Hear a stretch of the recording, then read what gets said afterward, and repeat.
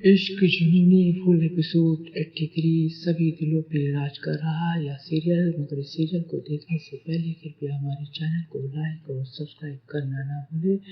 इश्क जुनूनी कहानी की शुरुआत में रूहानी को एक रात एक सपना आता है कि गुरु किसी मुसीबत में फंसा है और वह रूहानी चिल्ला रही है। वो सोचती है कि शायद उसका यह वहम है। वो परेशान हो जाती है।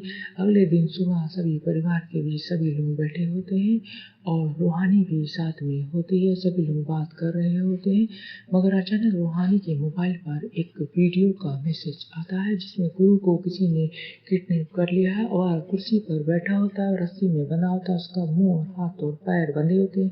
यह देखकर रूहानी सदमे में हो जाती है। यह वीडियो देखकर रूहानी बहुत डर जाती है। वह परेशान हो जाती है। वह सोचती है कि परिवार के सभी लोगों को इस बात को बताना पड़ेगा, मगर अगला ही मैसेज आता है कि अगर उसने यह बात किसी को बताई तो वो गुरु की जान को खतरा हो जाएगा और वह लोग गुरु को मार देंगे। शायद गुरु को किसी ने किडनैप कर लिया है और वह किसी भी परिवार के लोगों को नहीं बताती क्योंकि उसके पति की जान खतरे में। वह चुप रहती है और डर के मारे अपने कमरे में भाग जाती है और रूहानी अब सोचती है कि वह क्या करे। फिर वह सोचती है कि उसके पति गुरु को जहाँ पे किडनैप कर लिया उसे उसी लोकेशन पर जाना चाहिए और उसके पति गुरु को उसको बचाना चाहिए। वह वहाँ से उसी लोकेशन पर पहुँच जाती है जहाँ पे गुरु को किडनैप हुआ था। रूहानी देखती है, उसी लोकेशन पर पहुँचकर देखती है कि कुर्सी पर गुरु बैठा होता है। उसके हाथ और पैर बंधे होते हैं, उसके मुंह पर टेप लगा होता है, लेकिन उसके जिस्म पे एक टाइम बम बंधा होता है।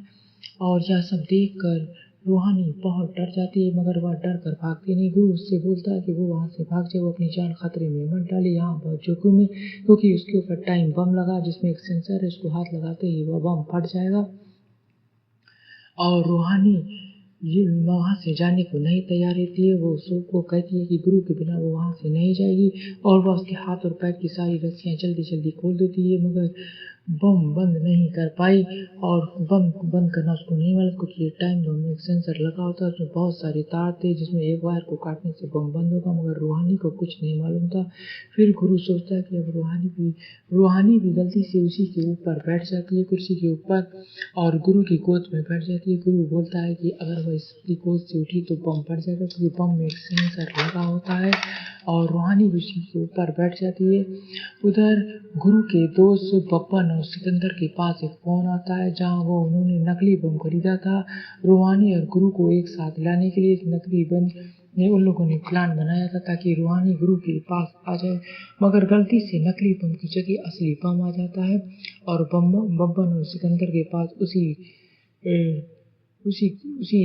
बम वाले का फोन आया था कि गलती से उसने असली बम फेंक दिया है। गुरु को क्या पता कि यह नकली नहीं असली बम होता है, और बब्बन और सिकंदर अपने दोस्त गुरु को बताने के लिए वहां से जल्दी से भागते हैं कि वो असली बम है, नकली नहीं। उसके दोस्त बब्बन और सिकंदर गुरु के जहाँ पर बैठा था वहां पहुंच जाते हैं और गुरु को सब बताते हैं कि नकली बम नहीं असली बम।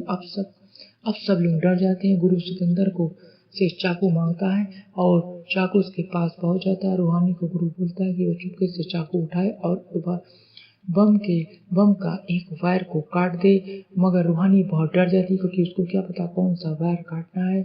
मगर गुरु बोलता है कि कोई भी तार काट दे, अगर हम लोग बच गए तो कोई बात नहीं, अगर मर गए तो अगले जन्म में हमारी मुलाकात फिर होगी। अगर उसकी माँ घर पर प्रार्थना कर रही होती कि उसके बच्चों की हिफाजत करा, गुरु की माँ बार बार भगवान से प्रार्थना करती है और रूहानी एक तार काट देती है और दोनों बच जाते हैं। उन लोगों का कुछ नहीं होता, दोनों गले लग जाते हैं, दोनों में सच्चा प्यार था इसलिए वो लोग बच जाते हैं। और आगे का भाग अगले एपिसोड में देखना ना भूलें। नमस्कार।